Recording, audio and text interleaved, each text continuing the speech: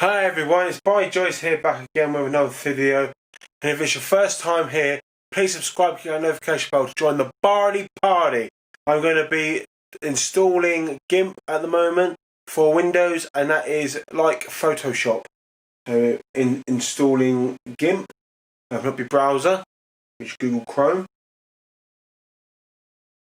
Go to GIMP, and we're going to download 2.10.20. This is GIMP for Windows. We're going to download that version, the directly version. Select install mode, so install for all users recommended, I think you'll be doing. It says yes or no, so you click on yes for GIMP setup.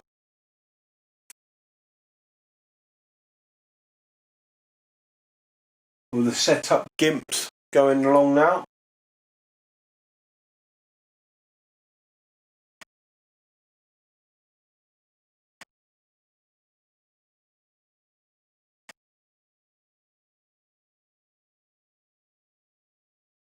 And there you have GIMP 2.10.